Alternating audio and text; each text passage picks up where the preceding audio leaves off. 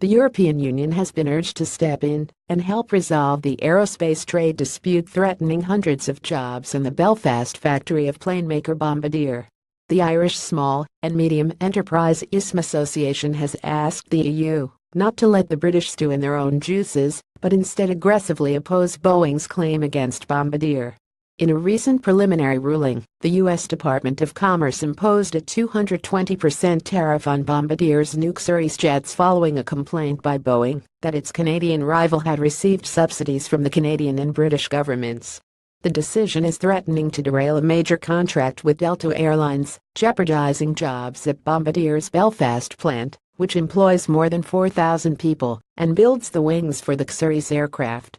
The U.S. International Trade Commission will decide in February whether to uphold or reject the proposed tariff.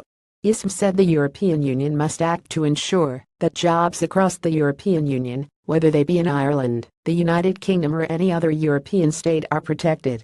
The body added ISM recognizes that there might be a temptation to let the British stew in their own juices for a while as the Brexit train wreck slowly piles up. It would be folly for the EU to give in to that temptation.